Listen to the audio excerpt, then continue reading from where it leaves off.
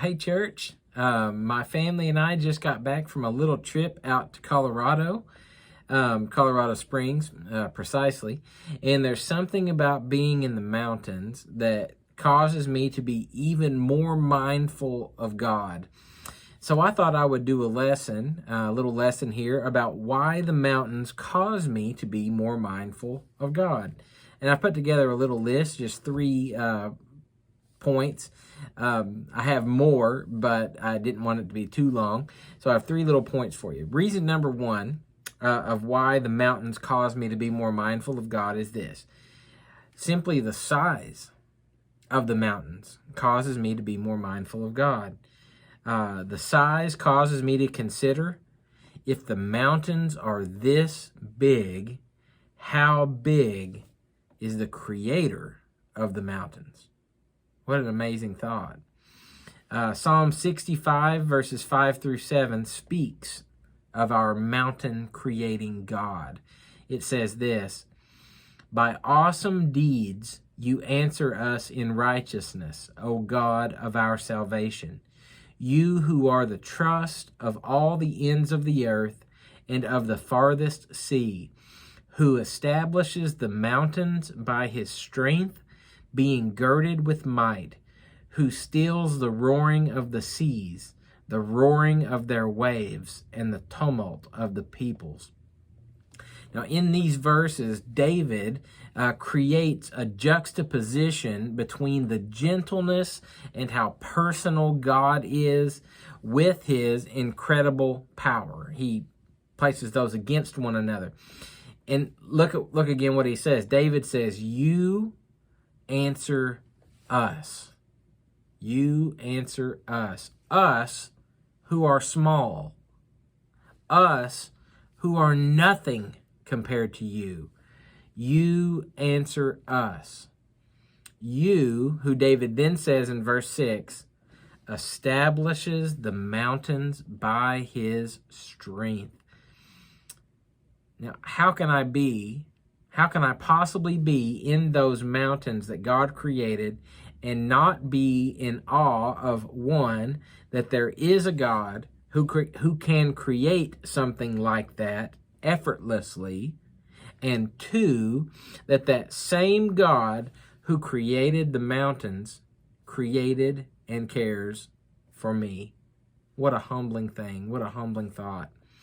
Another reason why the mountains cause me to be more mindful of God is the knowledge that just as God created those mountains, that he will one day destroy those mountains, but not just destroy them, because that could make us sad, right?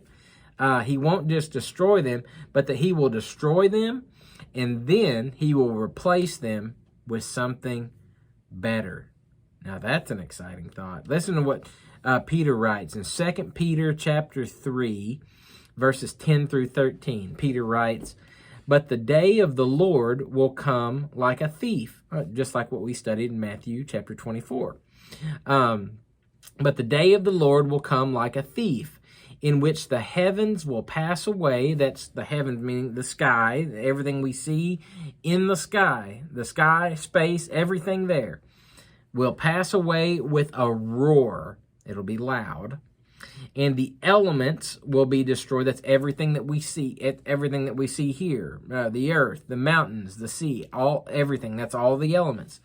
"And the elements will be destroyed with intense heat, and the earth and its works will be burned up." Verse 11, "Since all these things are to be destroyed in this way, what sort of people ought you to be in holy conduct and godliness, looking for and hastening the coming of the day of God, because of which the heavens will be destroyed by burning, and the elements will melt with intense heat. But according to his promise, we are looking for new heavens and a new earth in which righteousness dwells. The earth will be burned up. I see the mountains, and I stand in amazement of the God with the power to both create and destroy those mountains. And these thoughts create within my heart a greater reverence. A word that isn't used as much these days, that word reverence, but one that should be brought back and used more often. When it is used, when this word is used in our world today, it is often used in ways that are inappropriate. People today are in reverence of professional athletes. They're in reverence of celebrities. They're in reverence of the super wealthy. And church, all of that type of reverence is wrong. The word reverence comes from the word revere, and revere means a deep respect or an admiration. It's like, well, Wes, why is it wrong to have a deep respect and an admiration? It's wrong because no person should be deeply respected and admired. Some level of respect, right. Some level of admiration, a little bit, it is all right. But not a reverence, not a deep level like this.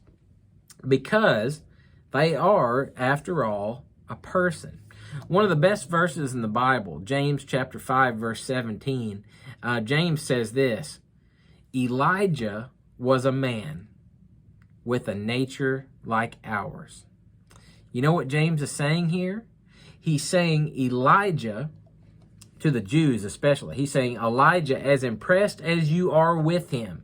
And the Jews were super impressed with two Old Testament prophets, Moses and Elijah. To them, there was nobody better, nobody bigger, nobody better than Moses and Elijah. And James says here to his Jewish audience, Elijah was just a man. And not only that, he adds, he had a nature like ours, meaning not only was Elijah just a man, he was a sinner, and therefore nothing special. No one who deserves reverence. All of that to say, save all of your reverence for the only ones deserving of reverence: Father, Son, and Spirit. But as I was saying before, the reverence that I feel when I observe the mountains and know that God is not only going to destroy them, but he's going to replace them with something more amazing, is simply mind-blowing to me. It's beyond my comprehension. Peter says in verse 13 there again, but according to his promise, we are looking for new heavens, new skies. When you look up, and you'll observe something completely different someday, and a new earth, a completely new earth, a remade earth, in which righteousness dwells. Even better, no more curse of sin. But don't miss the point that these amazing facts about our God is designed to bring to our minds. Sandwiched between our first verse and our last verse there, verse 11, look at what it says. Since all these things, the sky, the heavens and the earth, the sky and space and all the earth, everything we see, since all these things are to be destroyed in this way, what sort of people ought you to be in holy conduct and godliness? That's what it's supposed to drive us to. That's what it's supposed to make us think about. That is what reverence drives us towards. Not to be scared to death of God, but to see God rightly. He is full of kindness and love and patience and gentleness. He is full of grace. He is full of forgiveness. But he's also terrifyingly powerful. So Peter says, having this knowledge about God should cause us to live lives that model holy conduct and godliness. Now, church, I would always say to you that love is the most powerful motivator for our obedience to God. But a healthy fear of God, a healthy reverence for God, helps keep us on track as well. And that's not a bad thing. That's not a bad thing at all. That simply helps us to understand that God is not like us and that he is infinitely superior to us in every way. The last reason I'll list for the purpose of this message of how and why the mountains make me more mindful of God is the peacefulness of the mountains. We often speak of our personal high points and low points of life as peaks and valleys. And, peaks being the good stuff, valleys being the difficult things in our lives.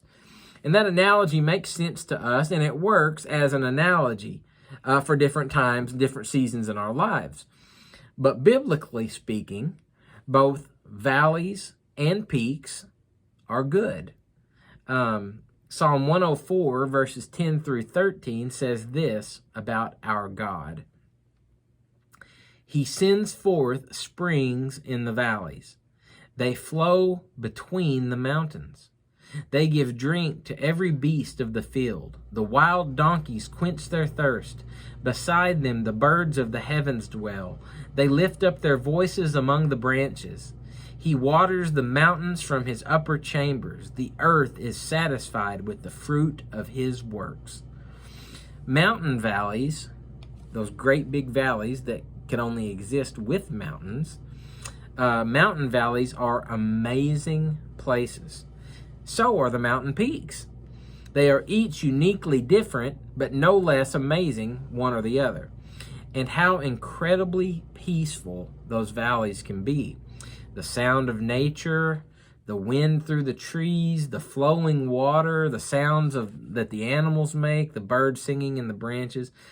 A year ago, a good friend and I backpacked into a very deep valley in the high up in the Rocky Mountains. Our starting point was at over 10,000 feet. So we were up there, and we climbed down into this really steep valley to backpack into camp.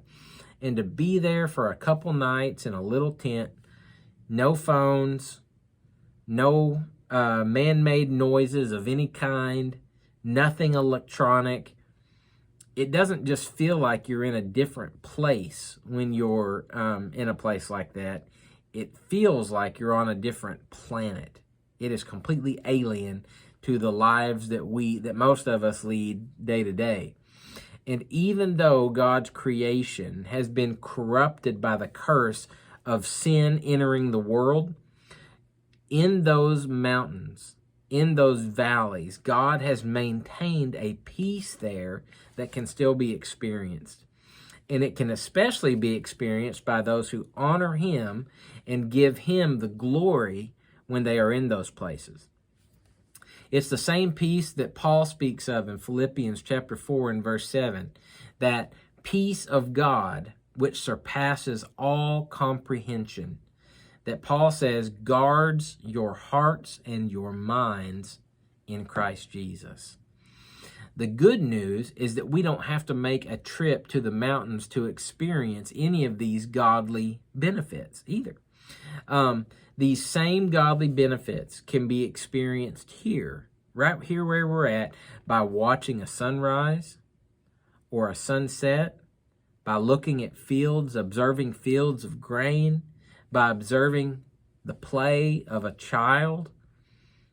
God is truly on display all around us if we but open our eyes and look. I want to thank you for indulging in my personal reflections this week. Next week, we may or may not have a new Sunday night series. Until then, though, church, love God and love others. I'm Wes LaFleur, signing off.